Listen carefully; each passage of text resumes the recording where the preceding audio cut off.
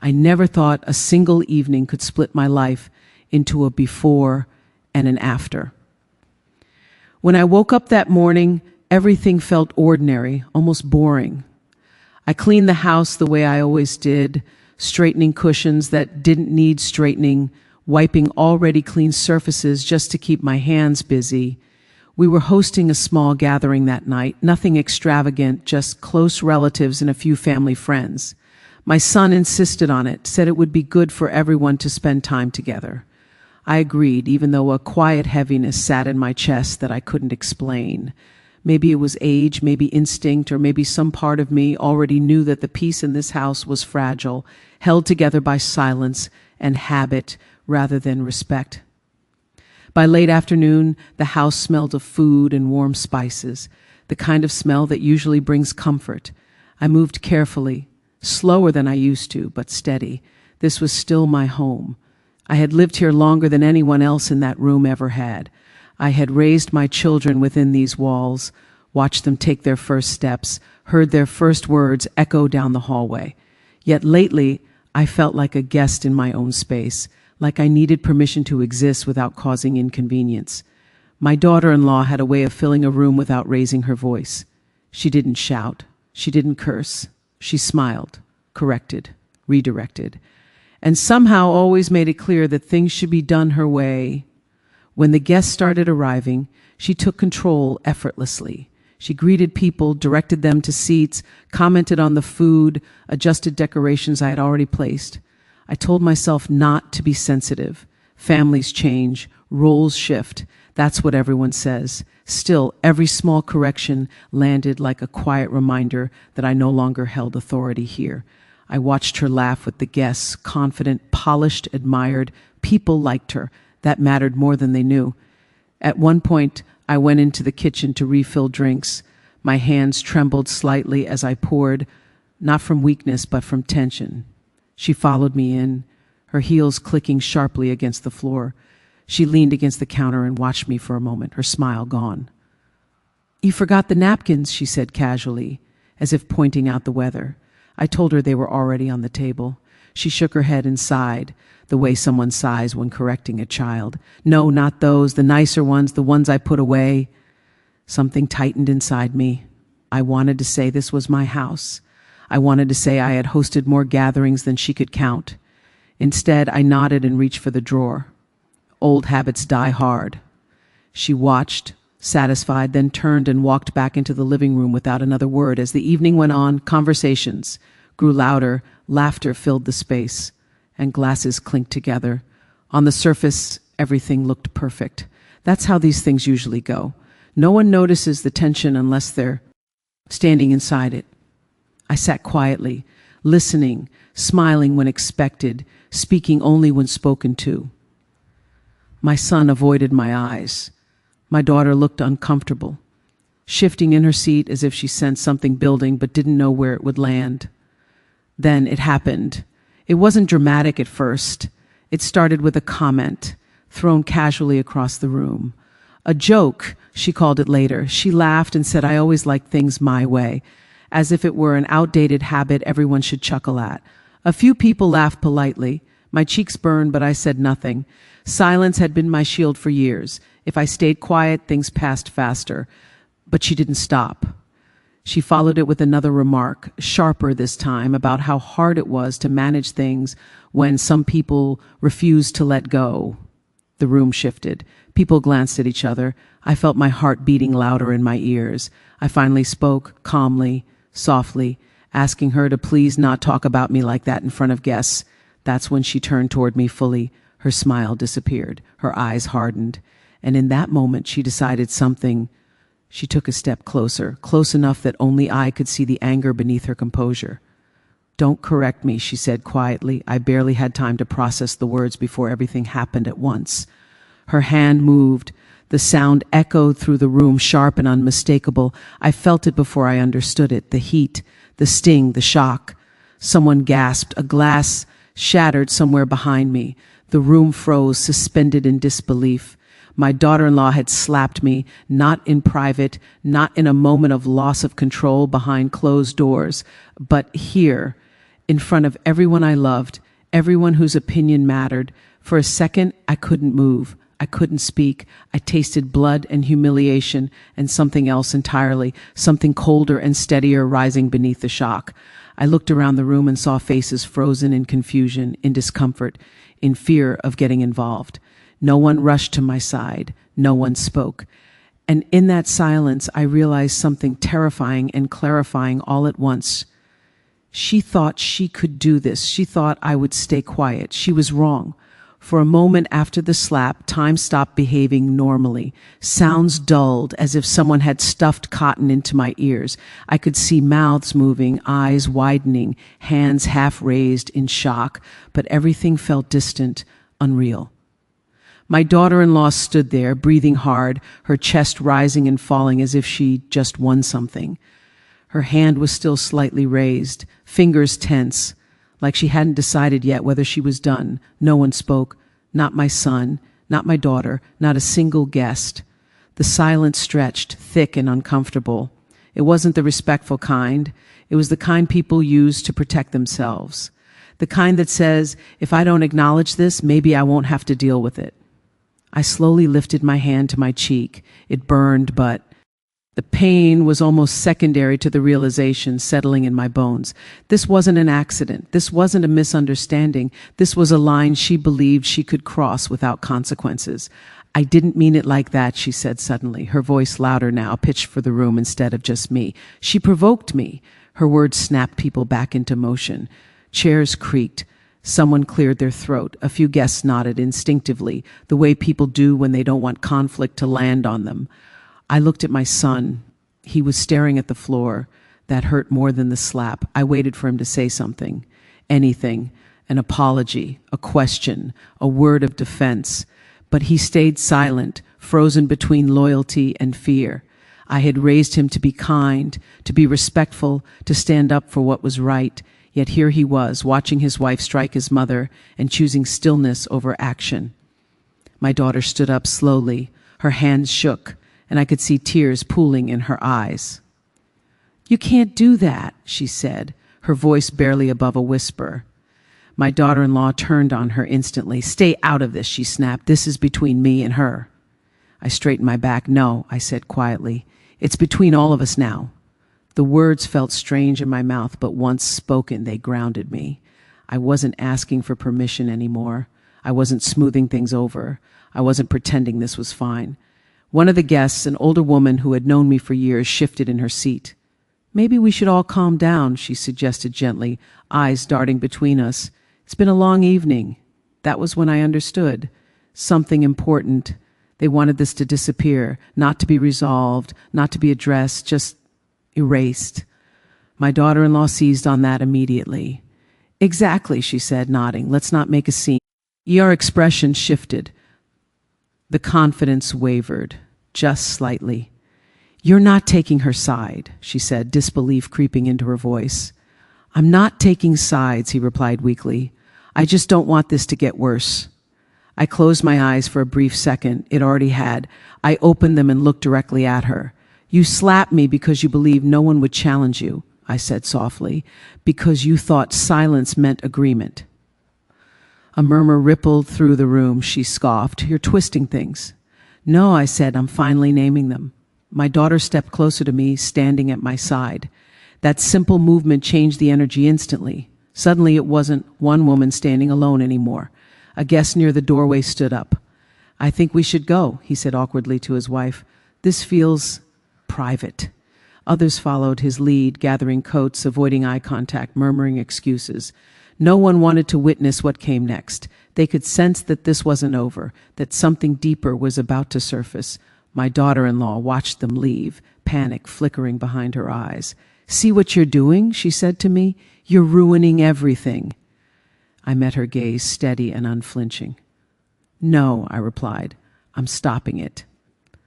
By the time the last guest reached the door, the room felt exposed, stripped of pretense.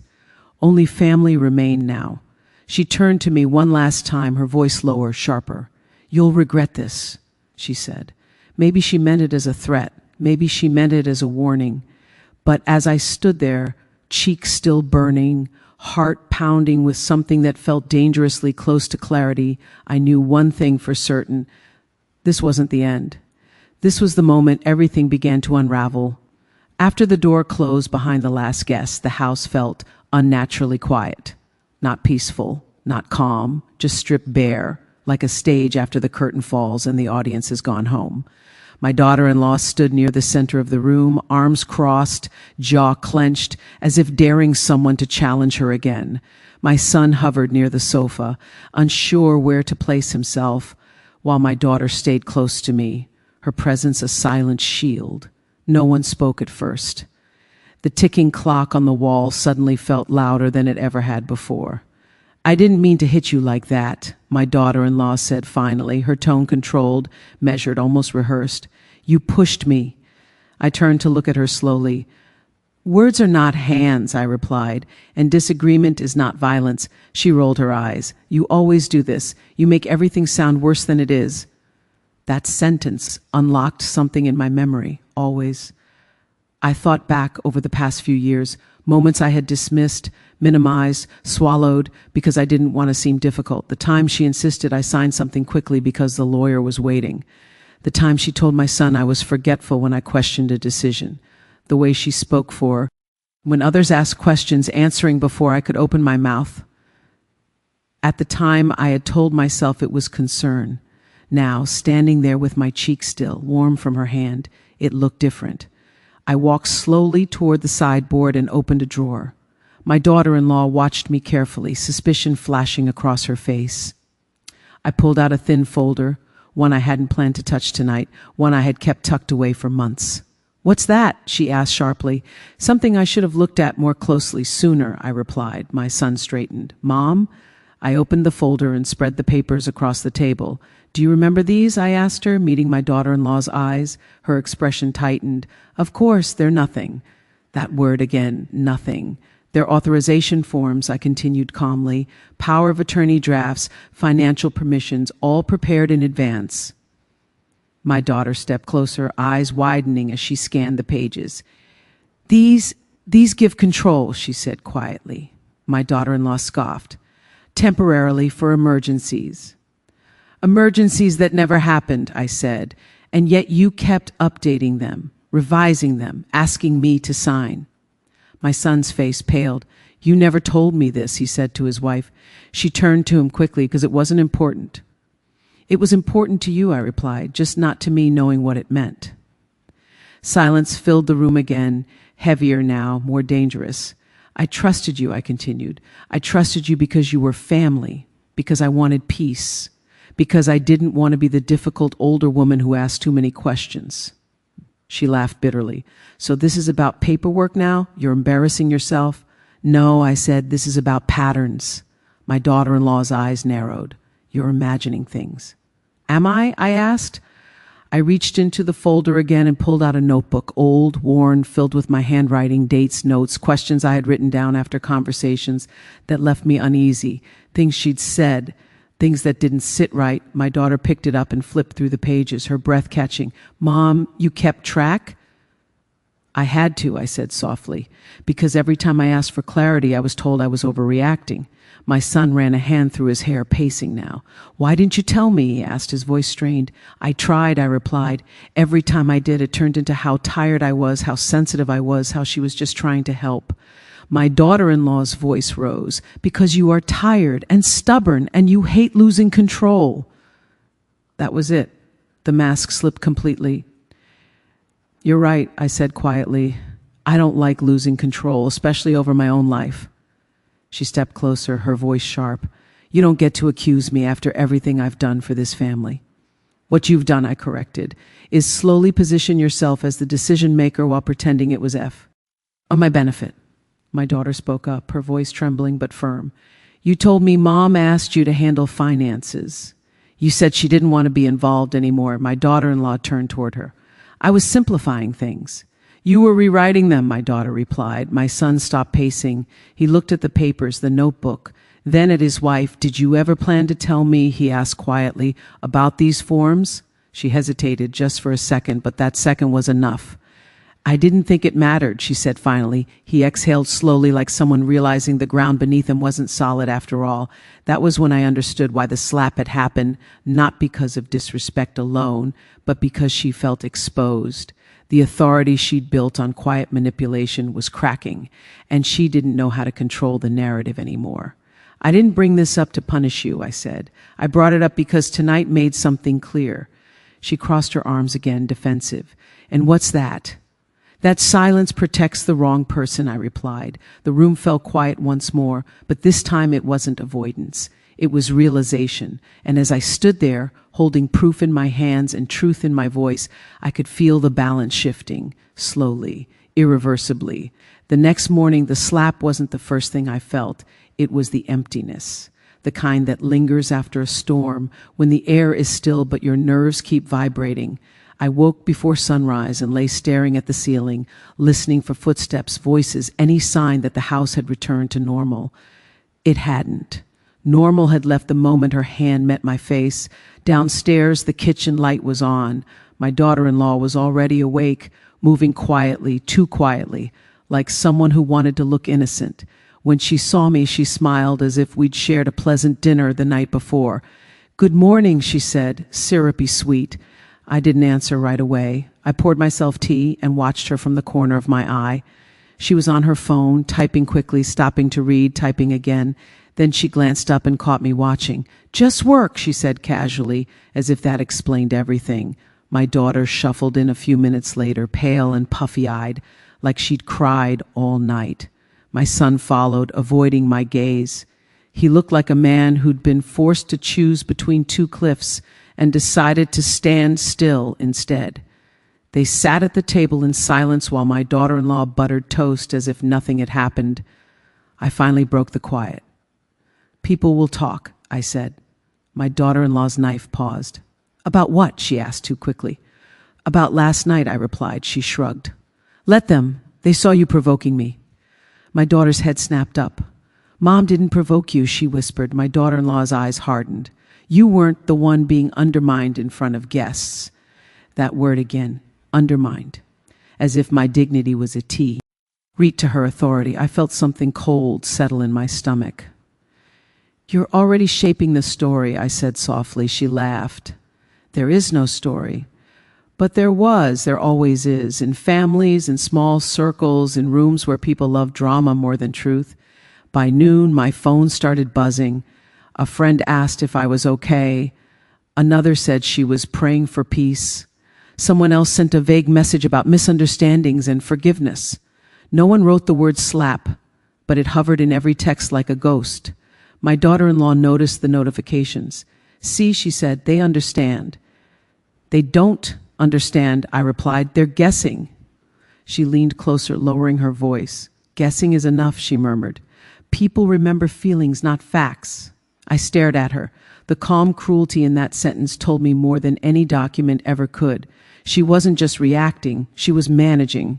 She was planting impressions, watering them, waiting for them to grow into a version of events that protected her. That afternoon, she announced she was going out. "I need to clear my head," she said, grabbing her purse.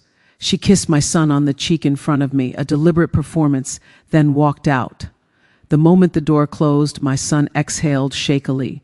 "She's under stress," he began, like he'd practiced the line. I held up a hand. "Don't," I said, "not today." My daughter looked at me with wet eyes. "What are you going to do?" she asked.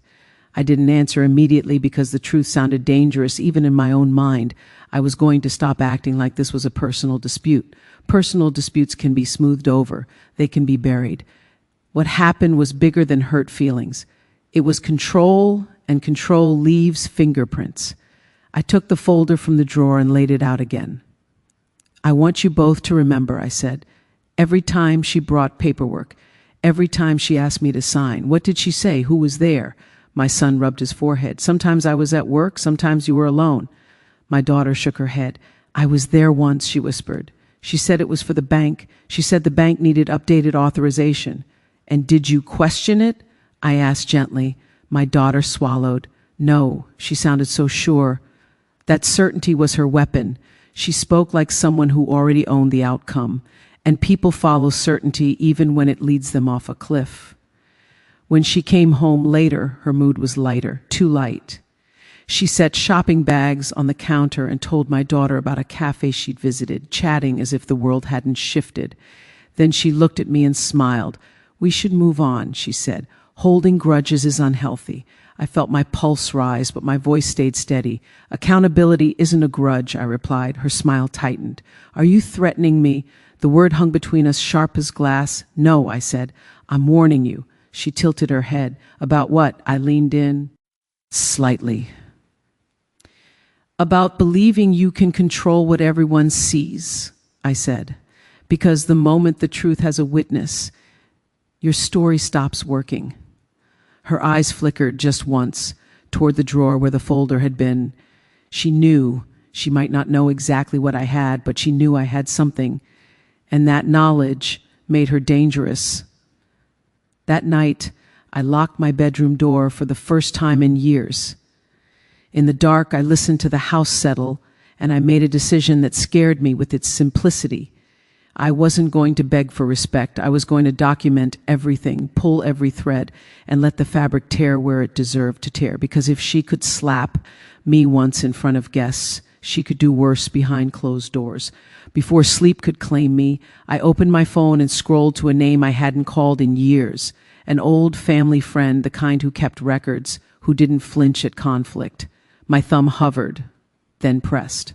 If tomorrow turned uglier, I needed someone outside this house to know the truth right now, and I refused to wait for the next blow. The call connected on the third ring, and the sound of his voice grounded me instantly. He hadn't changed much, not really. Still calm, still deliberate, still the kind of man who listened more than he spoke. I told him everything without interruption, starting from the gathering, the comments, the slap, and the documents. When I finished, there was a pause on the line, long enough for me to wonder if I'd overwhelmed him. Then he said one sentence that changed the direction of everything. He told me to stop reacting and start recording. Not with anger, not with emotion, but with precision. He said people like her don't fear confrontation, they fear timelines. That afternoon, I began writing everything down properly. Dates, times, words, witnesses. I didn't rely on memory anymore. I relied on facts. The notebook became my anchor. Every interaction was logged, every remark noted. When she corrected me in front of my daughter, I wrote it down. When she spoke for me on the phone, I noted the time. I wasn't collecting ammunition. I was collecting truth. She noticed the change almost immediately. The second day after the call, she stopped speaking freely around me. Her tone shifted, cautious now, measured. She started watching my hands, my phone, my reactions. Control thrives on predictability, and I had become unpredictable. That unsettled her. At dinner, she tested me. She made a small remark about my memory, said it lightly, smiling, waiting for the usual reaction. I didn't give it to her. I just looked at her and asked her to repeat herself. The table went quiet. She laughed awkwardly and said it was nothing. I nodded and wrote something down later. The third day, she escalated. She cornered my son alone, spoke in hushed tones, crying just loud enough for me to hear fragments, words like stress, pressure, misunderstanding. I watched him crumble under it, watched him come to me, ate her with uncertainty in his eyes. He asked me if I was okay, if I was sure I wasn't reading too much into things. I didn't argue. I showed him the notes. I showed him the dates. I showed him the consistency. Something shifted behind his eyes then. Doubt, maybe, or awareness. That night, she confronted me directly. She closed the kitchen door and leaned against it, blocking the exit. She asked me what I thought I was doing. I told her calmly that I was being careful. She laughed and said, "Careful people don't survive in families like this." I replied that abusive patterns don't survive in daylight. Her smile vanished. She started calling relatives. I knew because they started calling me. Questions disguised as concern. Suggestions disguised as advice. Forgive, move on, keep peace. I thanked them politely and said nothing else. Silence, used correctly, can be louder than any argument. On the fifth day, she slipped. She raised her voice at me in front of my daughter, accused me of poisoning the family. My daughter spoke back. That had never happened before. I wrote it down. The look on my daughter-in-law's face wasn't anger this time, it was fear. That evening, my old friend came by the house. He didn't announce himself. He didn't make a scene. He sat at the table with us and asked simple questions, neutral ones, about finances, about paperwork, about signatures. She answered confidently at first, then hesitated. He didn't accuse her of anything. He didn't need to. He just asked her to clarify. And clarity is dangerous when your story is built on fog. After he left, she exploded. She accused me of bringing outsiders into private matters. I reminded her she had made it public the moment she raised her hand. She told me I was ruining her life. I told her she had built it on shaky ground. That night, she packed a bag. Not to leave forever, just enough to threaten distance. She wanted leverage. She wanted panic. I didn't give it to her. I wished her a safe drive and locked my door. The next morning, my son told me she hadn't slept. She'd been calling people, trying to control the narrative again. But stories spread differently once facts are involved, once dates exist, once witnesses remember. By the end of the week, she stopped pretending. The charm was gone. The mask cracked. And in that crack, everyone finally saw what I'd been living with quietly for years. She wasn't powerful anymore. She was exposed, and exposure doesn't scream. It waits. By the following week, the tension inside the house was no longer contained.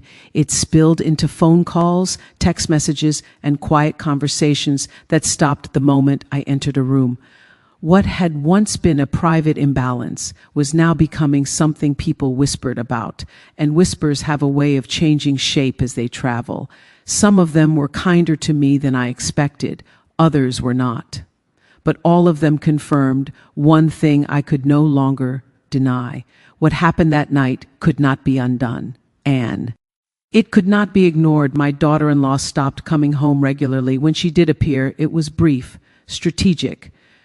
She spoke only when necessary, kept her phone close, and avoided being alone with me. Control was slipping from her hands, and she was scrambling to regain it in ways that felt almost desperate. She started arriving with witnesses, friends, cousins, anyone who could later say they had seen her behaving reasonably. It was a performance, carefully staged but strained. My son was unraveling in quieter ways. He stopped sleeping. He stopped eating properly. He asked questions now, real ones, not the surface-level reassurances he'd offered before. One evening, he sat across from me at the kitchen table and asked how long it had been like this. I told him the truth, not dramatically, not with blame. I told him about the slow erosion, the way authority is taken inch by inch until one day you realize you're standing on the edge and someone else has your balance. He listened without interrupting. When I finished, he nodded once and said something that stayed with me. He said he had always believed conflict was loud. He hadn't realized it could be quiet, persistent, and still destructive. That was the moment I knew he was finally seeing the shape of what we were dealing with. My daughter, on the other hand, became fierce in her support. She didn't raise her voice or make accusations. She simply stopped deferring. When her sister-in-law spoke for me, she corrected her. When she tried to redirect decisions, my daughter asked why. Small acts, but consistent ones. It rattled my daughter-in-law more than confrontation ever could have. Power doesn't like mirrors. The wider family began to divide, not cleanly, but uneasily. Some believed me without hesitation. Others clung to the idea that I was exaggerating, that age had made me sensitive, that families needed compromise. I let them believe what they wanted. I had stopped trying to convince people who benefited from my silence. Then came the first real consequence. A document she had submitted months earlier was flagged. Nothing dramatic, just a request for clarification. A missing signature, an inconsistency in dates. But clarification requires explanation, and explanation requires coherence. She didn't have it. The inquiry was polite, procedural, and impossible to brush off. When she found out, she came home furious. She accused me of sabotaging her. I reminded her that paperwork doesn't sabotage itself. She accused me of turning my son against her. I reminded her that truth doesn't need persuasion. The argument ended not with shouting, but with her retreating into the bedroom and slamming the door hard enough to shake the walls. It was the first time she had lost control so completely. That night, my son slept on the couch. The next morning, he told me he needed space to think. Not space from me, but from the chaos she had created. He said he felt like he'd been managing emotion instead of building a life. I didn't celebrate that realization. I mourned it, but I respected it. The house felt different after that, lighter in some ways, heavier in others. There was grief in the air, but also relief. For the first time in years, I wasn't bracing myself for the next correction, the next dismissal disguised as help. I could breathe. Word continued to spread, not explosively, but steadily. People noticed patterns, they compared notes, they remembered moments they had brushed off before, and slowly the narrative shifted, not because I demanded it, but because truth has gravity. It pulls attention toward itself. My daughter-in-law noticed the change too. Invitations stopped coming. Messages went unanswered. The same confidence that once carried her now weighed her down. She tried to reassert herself, but without the illusion of universal support, her efforts fell flat. One evening, she sat across from me and asked a question I hadn't expected. She asked if I had planned this, if I had been waiting for an excuse. I told her no. I told her I had been waiting for it to stop. She didn't understand the difference, and I realized then that she never would. By the end of the month, the family had fractured along lines that had always existed but had never been visible. And in that fracture, something strange happened. The noise died down, the drama lost its fuel. Without constant control, without constant reaction, her presence shrank. What remained was accountability, slow and unavoidable. I sat alone one evening, looking around the same living room where it had all begun. The memory of the slap no longer burned, it simply existed like a marker in time, before and after. And as I sat there, I understood something that felt both heavy and freeing. Sometimes the only way to save yourself is to let everything else fall into place however it must. Even if that place is quieter, even if it is lonelier, even if it costs you the illusion of harmony, because peace that demands your silence is not peace at all. It is just fear with good manners. The final confrontation didn't arrive with shouting or slammed doors. It arrived quietly, the way storms sometimes do, with a strange calm that makes you uneasy before the sky breaks open. I sensed it the moment she asked to speak to me alone. No witnesses, no audience, just the two of us in the same living room where everything had begun. My son was out, my daughter at work. The house felt too large for such a small request. She sat across from me, hands folded, posture composed like she was preparing for a meeting rather than an admission. Her voice was softer than I had ever heard it. "We can't keep living like this," she said. "It's tearing everything apart." I studied her carefully. This wasn't remorse, it was calculation. When force fails, people like her try reason. When reason fails, they try sympathy. "You're right," I replied. "We can't." She nodded, encouraged. "Then let's fix it," she said, privately. There it was. The last attempt to pull everything back into the shadows. "I want us to agree on something," she continued. "We made mistakes, both of us.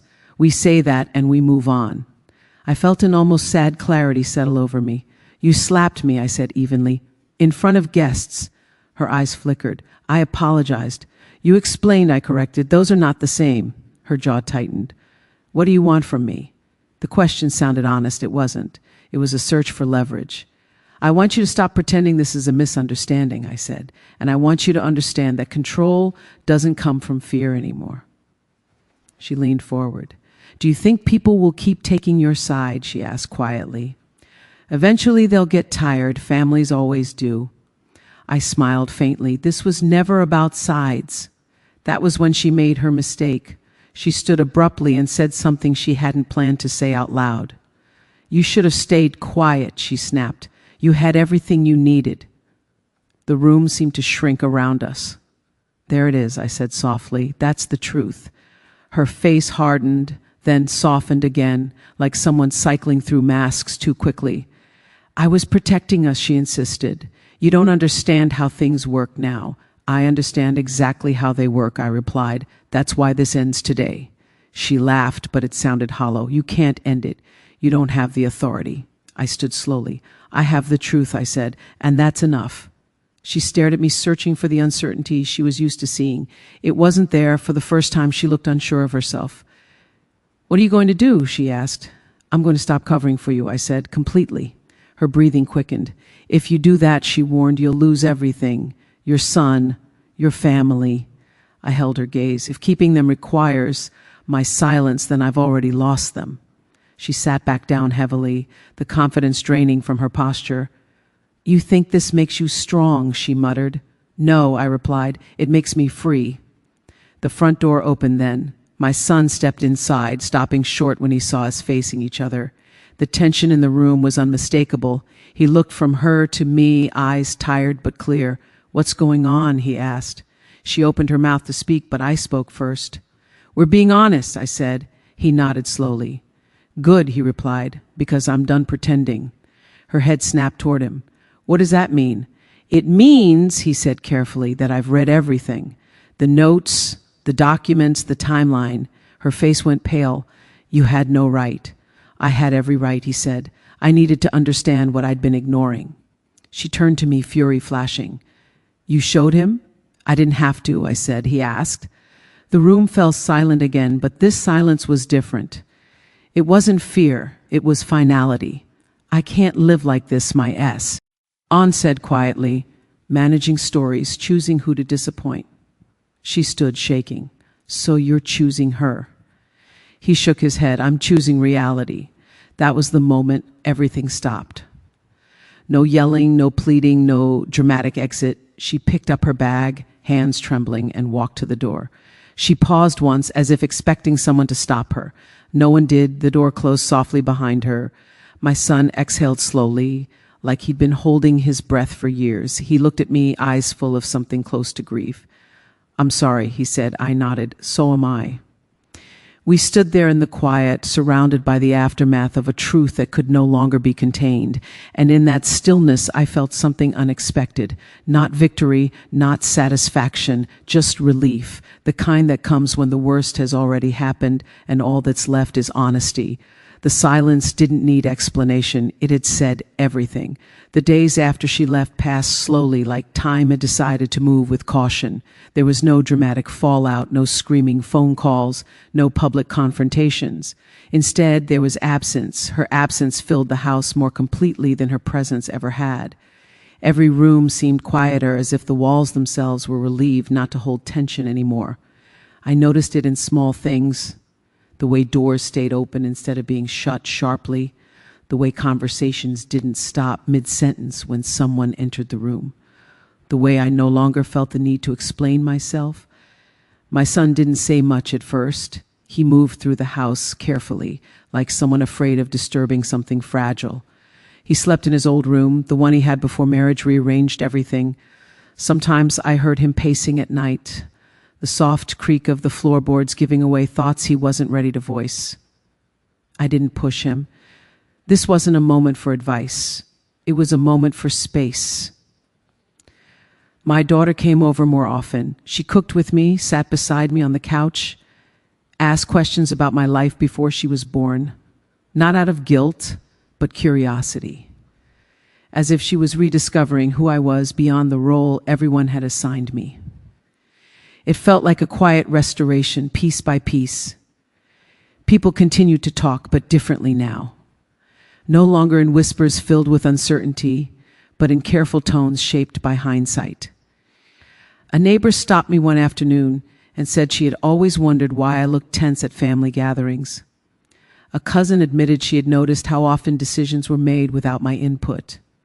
These weren't apologies, they were acknowledgments. And acknowledgments carry weight. My daughter-in-law tried reaching out once, just once. A message appeared on my phone late one evening, brief and carefully worded. She said she needed to talk, that things had been misunderstood, that time apart had given her perspective. I read it slowly, then set the phone down without replying. Silence, when chosen, is not cruelty. It is clarity. My son asked me if I would be willing to meet her just to talk. He didn't pressure me. He didn't frame it as an obligation. He asked as someone searching for balance in a world that had tilted suddenly. I told him the truth, that I didn't hate her, that I wasn't seeking revenge, but that I wasn't willing to re-enter a conversation where respect was optional. He nodded, understanding more than he had months ago. The house settled into a new rhythm. Mornings were slower, meals were quieter, but not strained. I found myself humming while doing things I used to rush through.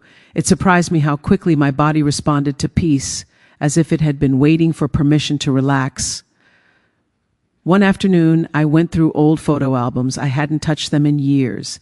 In the pictures, I saw myself younger, standing straighter, smiling more freely. Somewhere along the way, I had folded inward, shrinking to avoid conflict, mistaking endurance for strength. That realization stung, but it also healed. Awareness does that. My son eventually made a decision.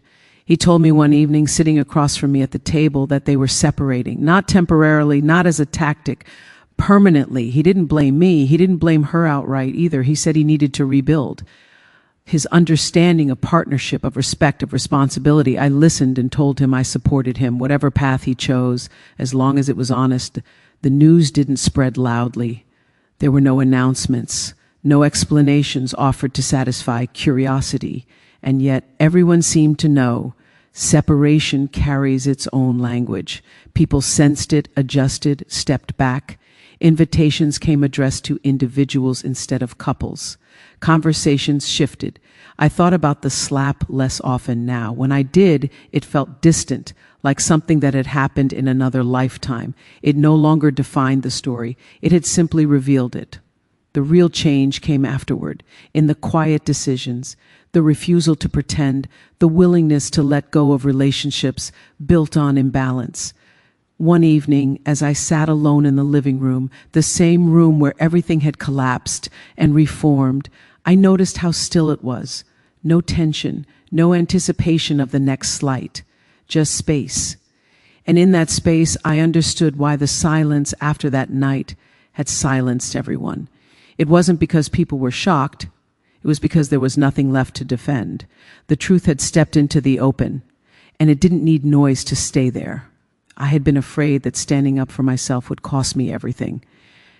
Instead, it returned something I hadn't realized I'd lost. My voice, not raised, not aggressive, just present. And once present, it didn't need to shout. It only needed to exist. The house breathed with me, and for the first time in a long while, so did I. The hardest part wasn't what she did, it was what it forced everyone else to reveal.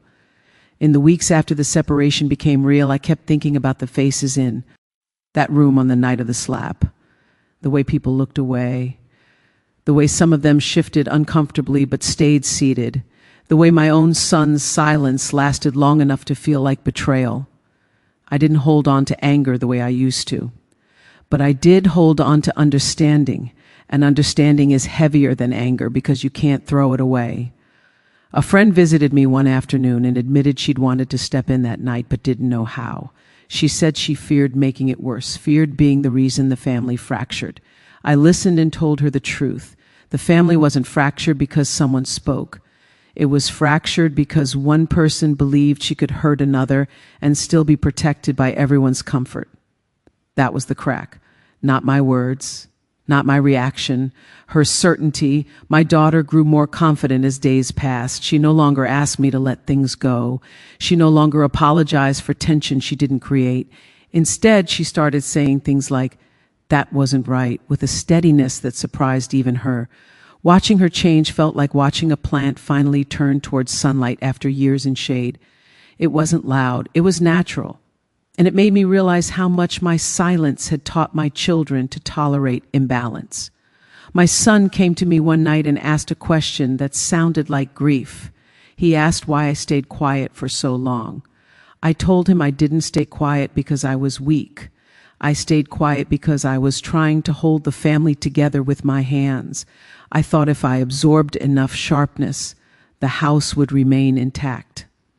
I thought endurance was love. It took him a long time to respond. When he finally did, his voice was small. He said he had confused peace with absence of conflict. He hadn't realized peace could be the presence of respect. That distinction changed the way we talked to each other. We began having conversations we'd avoided for years about boundaries, about choices, about how manipulation hides behind politeness. We talked about the quiet ways control is taken, the subtle jokes, the constant corrections, the soft insults passed off as concern. When you name those things, they stop feeling invisible. They become visible structures. And visible structures can be dismantled. My daughter-in-law remained mostly silent. I heard she was telling her side of the story to anyone who would listen. She said I turned everyone against her. She said I was controlling, bitter, jealous. Those words didn't bother me the way they might have once. People who need control always call resistance an attack. It's a pattern as old as power itself. But what did surprise me was how few people believed her, not because I had made a case, but because she had already shown her face. Once someone sees a truth clearly, it becomes difficult to accept a lie that demands blindness. Months later, I saw her at a family event, not in my house, not in a setting she could control. We were in a large hall surrounded by relatives, and she looked smaller than I remembered. Not physically, emotionally. She avoided my eyes at first, then finally met them. There was no anger there, no triumph, just something like exhaustion. She nodded, and I nodded back. We said nothing. We didn't need to. Silence can be a boundary when words would reopen doors better left shut. That night on the drive home, my daughter asked me if I felt guilty. The question made me laugh softly, not because it was funny, but because it was so familiar. Women are trained to feel guilty for being hurt, guilty for reacting, guilty for refusing to accept disrespect as tradition. I told her no. I told her I felt sad that it had come to that, sad that love had been confused with permission. But guilt? No. Guilt belongs to the person who chooses harm and calls it necessity. The house continued to heal. Not perfectly, not quickly. Healing is not a straight line. Some days I still felt the old reflex to smooth things over, to dismiss my own discomfort. But each time that reflex rose, I remembered the slap and the silence after it. I remembered how the room changed not because of volume, but because of truth. That memory became my anchor. It reminded me that my voice mattered even when it was quiet. It reminded me that respect is not something you earn by shrinking. It is something you insist on by standing. In the end, the most powerful moment of that night wasn't the slap itself. It was what followed, the stillness, the moment everyone realized they were witnessing a line being crossed, the moment some of them wanted to pretend it hadn't happened but couldn't, the moment truth stepped into the open and no one knew where to put their eyes. That silence didn't just embarrass her, it exposed the entire system that had protected her, and once exposed, it couldn't be unexposed. I used to believe that endings were loud, that they arrived with arguments, slammed doors, and words said too late to matter. But this ending didn't come that way. It arrived slowly, quietly, settling into place the way dust does after something heavy has fallen. You don't notice it right away. You just realize one day that the air feels different and breathing doesn't hurt anymore. Life didn't suddenly become perfect after everything that happened. That's not how real stories work. Some mornings I still woke up with a tightness in my chest, expecting tension that was no longer there. Some habits are hard to unlearn, but gradually my body caught up with reality. I stopped flinching when someone raised their voice. I stopped replaying conversations in my head, wondering if I had said too much or not enough. I stopped apologizing for taking up space. My son began rebuilding his life in quieter ways. He cooked for himself. He asked for advice instead of permission. Sometimes he sat with me in silence, the comfortable kind, not the kind that hides fear. We talked about the future without tiptoeing around it. Not everything was resolved between us, but it was honest. And honesty, I learned, is a stronger foundation than affection built on avoidance. My daughter carried the lessons forward in her own life. I watched her assert herself at work, set boundaries with friends, speak clearly without over-explaining. One evening, she told me she finally understood why I had endured so much in silence. Not because I didn't see what was happening, but because I thought absorbing pain was the price of love. She told me she didn't want to inherit that belief. Hearing that felt like healing a wound I didn't know I'd passed on. As for my daughter-in-law, time did what confrontation never could. Without a stage, without constant reactions to feed on, her presence faded from the center of every conversation. She became a reference point instead of a force. Remember when people would say, then trail off, uncomfortable, realizing the lesson before finishing the sentence. That's the thing about exposure. It doesn't need reminders. It lingers. I was asked once if I felt vindicated. The question made me pause. Vindication suggests victory over someone else. What I felt wasn't victory, it was alignment. My inner truth finally matched my outward behavior. I wasn't hiding anymore. I wasn't performing peace at the cost of dignity. That alignment brought a kind of calm I hadn't known was possible. Sometimes, late at night, I still thought about that evening, about how close I had come to letting it pass, to laughing it off, to telling myself it wasn't worth the trouble. That thought scared me more than the slap itself, because it showed me how easily silence becomes a habit and how habits become prisons. I don't believe everyone who stayed quiet that night was cruel.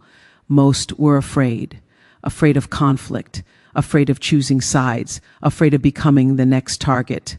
Fear doesn't make people bad, but it does make them complicit. That's a hard truth, and one many people avoid. I avoided it for years. What changed everything wasn't my anger. It wasn't my preparation. It wasn't even the documents or the timelines. It was the moment I stopped prioritizing comfort over clarity. When I spoke calmly instead of defensively. When I refused to rush past the truth just to keep the evening pleasant. That choice rippled outward in ways I couldn't control, and I learned something important from that too. Once you speak truth, you don't get to manage how it affects others.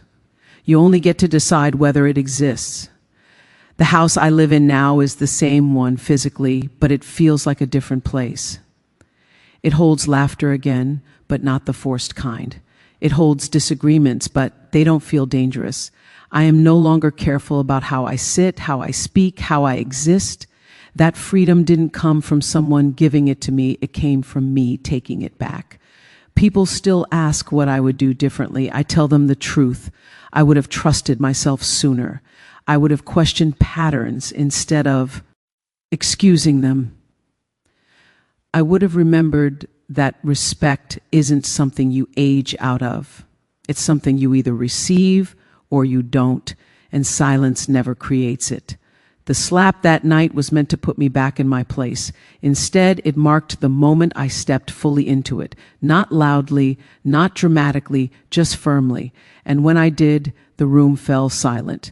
Not because I demanded attention, but because everyone realized the story they'd been ignoring had finally reached its turning point.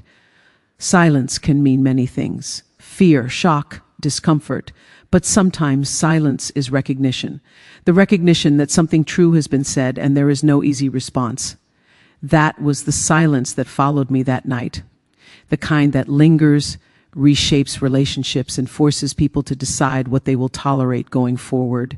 If there's one thing I hope people take from this, it's not encouragement to confront or accuse or escalate. It's permission to notice, to name patterns, to stop explaining away disrespect just because it wears a familiar face.